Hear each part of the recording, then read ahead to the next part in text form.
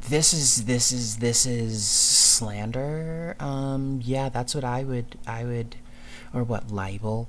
Um, if this was a property that they cared about, they would be suing. I would say IGN's a pretty reputable company, I'd say.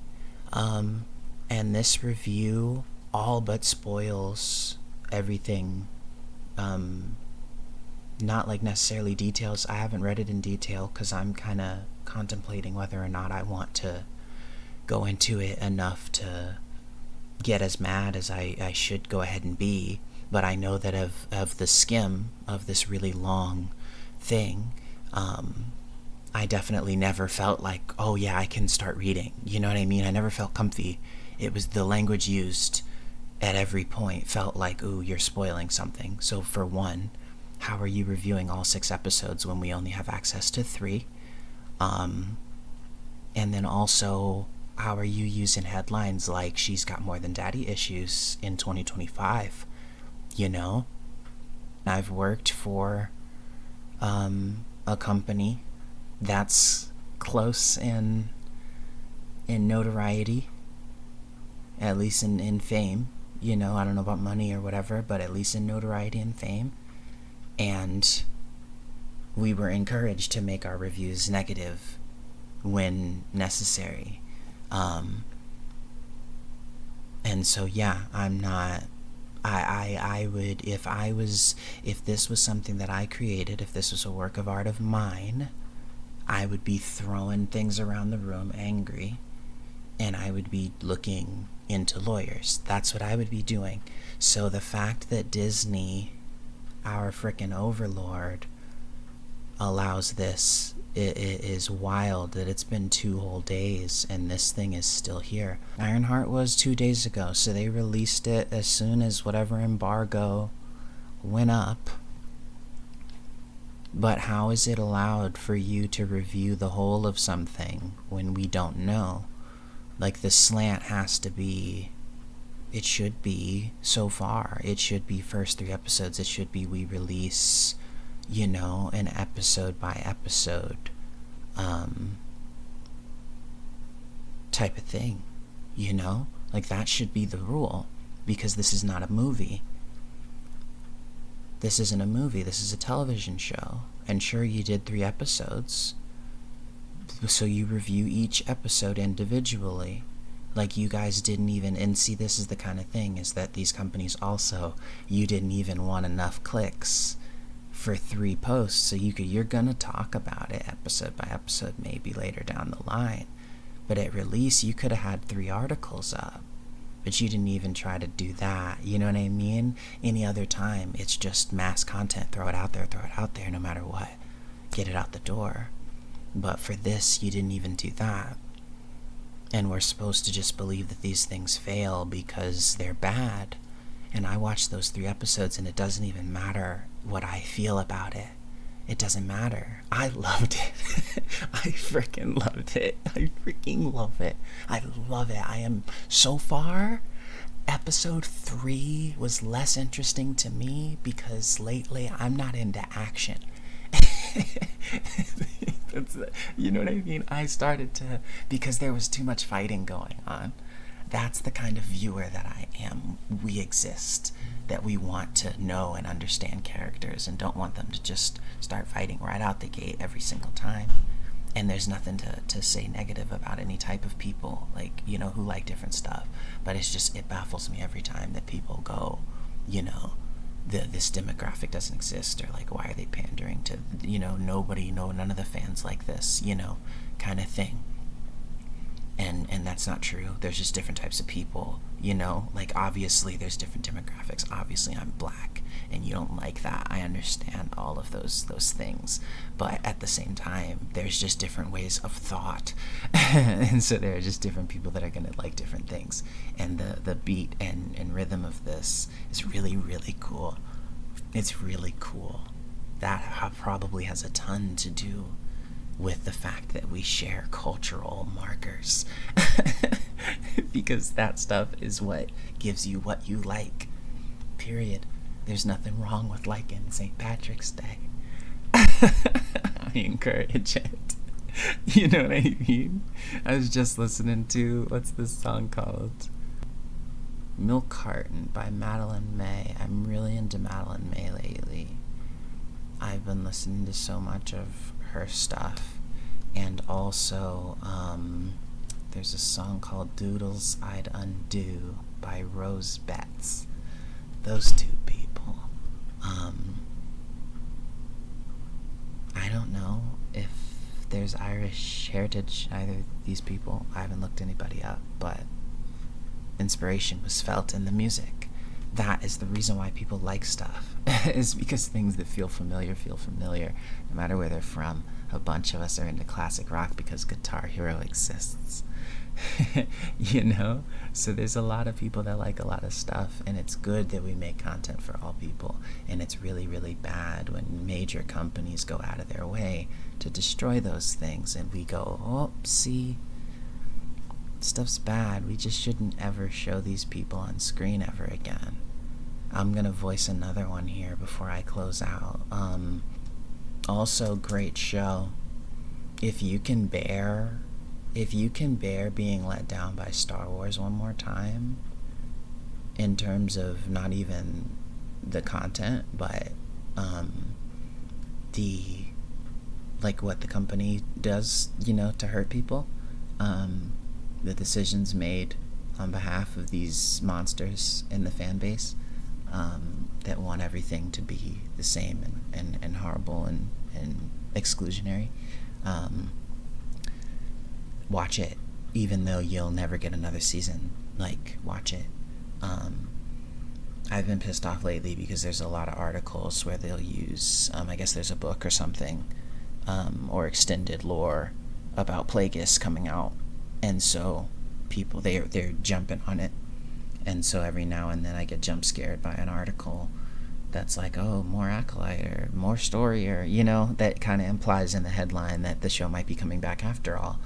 And yeah, they decide to hurt us with that kind of stuff constantly. I'm really upset about the state of journalism in general, but yeah, it's really painful stuff. But if you can deal with Acolyte not continuing, it is my favorite thing in Star Wars. And that's saying a lot, because my previous favorite thing, the best thing in Star Wars for me, is Episode 3. I don't care. That's the best thing in Star Wars. I can watch that any day. I can watch it every single day. It's great. It needs to be longer. It is tragically short. I don't know who said you couldn't make a long movie when Lord of the Rings existed. Like, in Matrix exists. Like, you can go ahead and make some long movies. I don't know why they squeezed that opera into one part. I hope they remake these prequels. I hope they do. Not because I think they'll necessarily be like inspired based on what they've made lately, but just that the odds of them being good are risen when stuff is attempted. And so I hope that somebody puts money into it. Depending on what era you're from, people like the sword fights of different stuff. These feel like YouTube short sword fights, which is saying so much. If you grew up watching anything with the lightsaber effect, plug in, I don't know what program we were using back then. I think it was After Effects. It must have been. That's the only one. Yeah, After Effects. If you bootlegged After Effects and we're using that lightsaber thing, or no, that's what I'm not thinking of that. I got After Effects a long time later. I bootlegged something that was just for the swords. There was some program. If you guys know the program, tell me. There was some program that was just for the swords, and you'd click, and it would make a glow, and you had to do it every frame, but it worked, and people made some cool stuff. That's when I was watching this stuff, like early days. But yeah, if you've been watching these, then there are some fights that are awesome, and none of the movies do it like that. They're just different. Each medium is different. This show, that's where the fights are, and there's a scene you've seen already, if you care about Star Wars, you ended up seeing it. Unless you really bought into all of this and hadn't even given it a try, then whatever.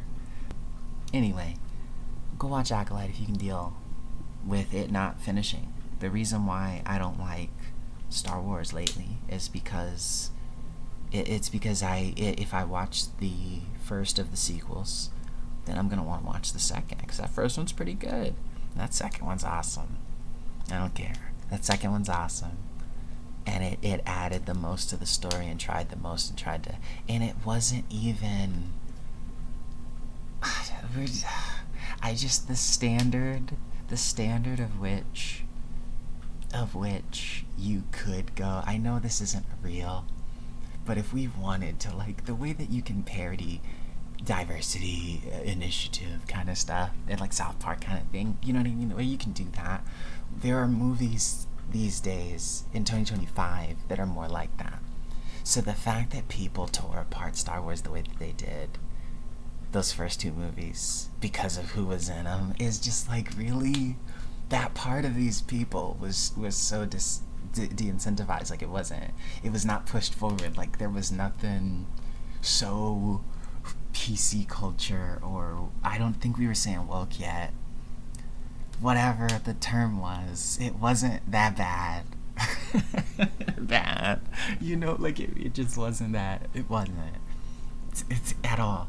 And so the fact that now we've destroyed something, what I was saying is that it's hard for me to watch the first one or then the second one, because I don't want to watch the third one. I haven't seen it since I went to the theater. I have not seen it since I went to the theater. So my feelings on it are still raw because I've only given this piece of art one chance, and that's not fair, I'll say, for me, because I can watch some stuff over and over again. That's not fair. I'm going to try it again at some point. But I'm not saying as a piece of art it is bad. I'm saying as a third in a trilogy, it does a lot of stuff in its text to undo things from its previous movies that then undermine the plot and leave things in a deeply unsatisfying spot. And there's no reason to do that except for the fact that you wanted to apologize to the fans for all of for all the crap. And so they made a faulty final movie in your trilogy. They screwed that up. And I knew they were going to do that the second I saw J.J. Abrams' name on there. Not because I don't like the guy, because I really like his style. But I knew that, oh, I have a degree in visual effects and animation production. So I learned the industry. I learned how to get something made. So I get these little thingies at different times. And I could feel like, let's go ahead and pull it up since we're here. Star Wars 9. As soon as I saw his name on there, I just understood, oh, you guys went in a different direction for the sequel, and people got mad, even though you still made a bunch of money. Some people, a small group of people got mad. A small demographic of people on Earth got mad. Like, not even the demographic in terms of ethnicity or anything. Like, just literally the of Star Wars fans on the planet Earth, the ones that felt underrepresented, got mad. It's a smaller group, smaller circle within a smaller circle of the fan base of this product that made so much money. And so you decided to bring back the guy that did the first one instead of going on to do different directors for all three. There's no reason why you wouldn't continue with that vision. If you were trying to make a piece of art that would last, you would go ahead and try something new each time. You would have written out 3 movies, or not even the full scripts, but like the plot, you know what I mean? You would have done that. There's ways to change things so that in case some major thing in the world happens that you feel you need to avoid references to, there's always, you don't have to finalize the scripts, but you would have already known where the thing was going and made sure it went there, and it would feel like there was a plan, because there's been a plan. There's 9 of them in a world where Marvel is, you know what I mean, they're on 30, 40 something things. Like, so obviously we can plan something out to do these 3 movies over the course of 6 years. We can decide what it's going to be and make it happen. But no, he's gonna throw a lightsaber over his shoulder in the 2nd movie, and in the 3rd movie he's gonna hold it up to her face and say, you need to treat these with respect. That's it. That's the only criticism I'm gonna make of the whole movie. There's a bunch, but that's it. I'm not gonna sit here and hate on stuff, because like I said, there's a lot of people that liked it. I ranted on Facebook to a cousin, and they were like, I really enjoyed myself at the movie. So I'm like, I'm a dick, you know? So I don't want to do that. I don't want to be that person anymore, you know? So I'm not going to sit here, but that's what I mean. If you needed a clear example of what I mean, that is what I mean. And this is what I was upset about in the lobby at the movies when I saw it. And my ex listened to me and comforted me to the best of their ability, and I appreciated them for that. That's it.